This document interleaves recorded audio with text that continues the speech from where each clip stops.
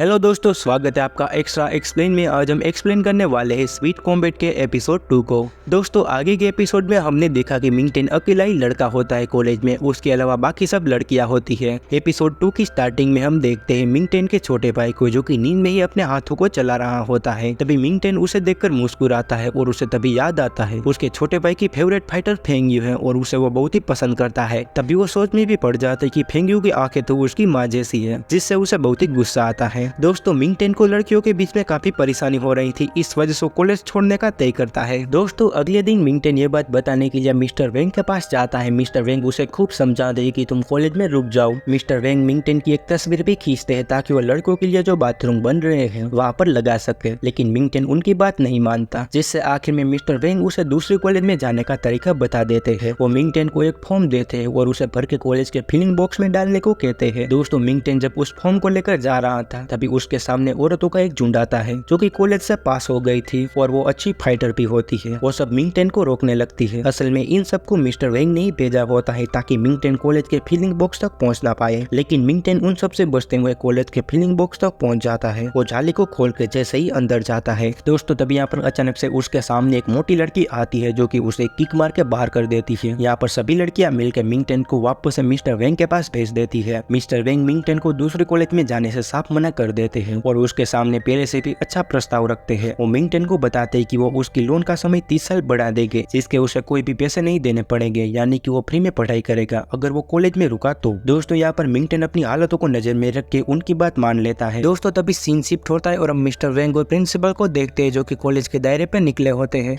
और वो बहुत ही खुश थे कि मिंगटेन कॉलेज में रुकने के लिए मान गया है। दोस्तों, जेंगसी कॉलेज की एक खासियत होती है कि यहाँ पर कॉलेज में अलग अलग स्पोर्ट क्लब होते हैं। दोस्तों, यहाँ के ज्यादातर स्टूडेंट पढ़ाई से ज्यादा वक्त स्पोर्ट क्लब में ही बिताते हैं ताकि वो उनकी स्किल पर ध्यान दे सके और उसे इम्प्रूव कर सके और वो अपनी योग्यता को अंतरराष्ट्रीय स्तर पर दिखा सके। कुछ लड़कियां बॉक्सिंग करती है तो कुछ लड़कियां टेक्वांडो, कोई जिम्नास्टिक तो कोई कराटे भी करती है। दोस्तों, तभी हम फेंगयू और जाओमी को देखते हैं जो कि बॉक्सिंग क्लब में होती है, जो कि बाकी लड़कियों को बॉक्सिंग सिखा रही होती है। दोस्तों, सभी नए स्टूडेंट को क्लब देखने को कहा जाता है ताकि जो क्लब उन्हें पसंद आए वो उसमें शामिल हो सके। दोस्तों, मिंगटेन बॉक्सिंग क्लब में जाता है जहाँ पर वो फेंगयू और जाओमी को फाइट करते हुए देखता है। दोस्तों, यहाँ पर फेंगयू की लड़ने की टेक्निक को देखकर मिंगटेन तो सोच में पड़ जाता है क्योंकि उसकी लड़ने की टेक्निक उसके गुरु जैसी थी। यहाँ पर मिंगटेन को लगता है कि फेंगयू भी उसके गुरु से ही सीखी होगी। अब मिंगटेन वहाँ से आगे जाता है। दोस्तों, मिंगटेन को लड़कियां अपने क्लब में शामिल करने के लिए जबरदस्ती करती है और एक दूसरे से लड़ने लग जाती है। अब उनसे छुटकारा पाने के लिए मिंगटेन उनके क्लब में शामिल नहीं होता है और वो स्विमिंग क्लब में शामिल होता है जिसमें बहुत ही कम स्टूडेंट होते हैं। दोस्तों, मिंगटेन पूल में तैर रहा होता है तभी अचानक से पूल में कई सारी मछलियां आ जाती है। तभी यहाँ पर एक मोटी औरत उसे बताती है कि क्लब में कम स्टूडेंट होने की वजह से स्विमिंग क्लब को बंद कर दिया गया है। तभी यहाँ पर सीन शिफ्ट होता है और हम एक नए कैरेक्टर को देखते हैं जिसका नाम बयूनो होता है। दोस्तों, बयूनो को भी जेंगजी कॉलेज से एडमिशन लेटर आया होता है जिससे वो बहुत ही खुश था। उसकी मॉम भी बहुत ही खुश थी, लेकिन उन्हें इस बात की चिंता थी कि अगर बयूनो कॉलेज चला जाएगा तो उनके रेस्टोरेंट को कौन संभालेगा। दोस्तों, अगले सीन में हम बयूनो को कॉलेज में देखते हैं जहाँ पर वो अपने चारों ओर लड़कियों को ही देखता है। दोस्तों, बयूनो को देखकर सभी लड़कियां खुश हो जाती है और वो कहती है, आहा, दूसरा भी आ गया। यहाँ पर बयूनो खुद को हैंडसम समझने लगा होता है कि अब यार सभी लड़कियां तो मुझे ही देख रही हैं। कॉलेज के अंदर फेंगयू उसे क्रॉस करके जाती है। यहाँ पर बयूनो फेंगयू को प्रिंसिपल के ऑफिस का पता पूछ रहा होता है, लेकिन वो तो उसे जवाब ही नहीं दे रही थी।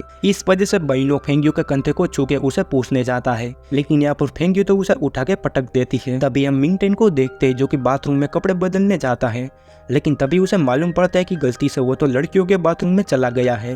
तभी यहाँ पर उसके सामने टूवल लपेटे हुए फेंगयू आ जाती है जो कि उसे एक लात मार के जमीन पर गिरा देती है। तभी सीन शिफ्ट होता है और हम फेंगयू, जाओमी और टेक्वांडो क्लब की लीडर मिया को देखते हैं जो कि आइसक्रीम शॉप में होती है, जहाँ उनके बीच बहस हो रही थी कि कौन आखिरी स्ट्रॉबेरी फ्लेवर की आइसक्रीम का आखिरी कप लेगा। तो तभी हम मिंगटेन को देखते हैं जो कि ऑर्डर लेकर जा रहा होता है। तभी उसकी नजर एक लड़के पर पड़ती है जिसे कुछ बड़े लड़के परेशान कर रहे होते हैं। दोस्तों, यहाँ पर मिंगटेन उस लड़की की भागने में मदद करता है, लेकिन वो बदमाश लड़के मिंगटेन को पकड़ लेते हैं और उसे एक मैदान में ले जाते हैं और उसे धमकाने लगते हैं। लेकिन तभी वहाँ पर फेंगयू, जाओमी और मिया भी आ जाती है जो कि बातों से समझाने की कोशिश करती है, लेकिन वो बदमाश लड़के हाथापाई पर उतर आते हैं। तो यहाँ पर लड़ाई शुरू हो जाती है। दोस्तों, यहाँ पर तीनों लड़कियां मिलकर बदमाश लड़कों की पिटाई कर देती है। मिंगटेन उन्हें शुक्रिया अदा करता है। और दोस्तों, इसी के साथ यहाँ पर एपिसोड 2 खत्म होता है। तो मिलते हैं अगले एपिसोड में। Thank you for watching and channel को सब्सक्राइब करना प्लीज ना भूलें।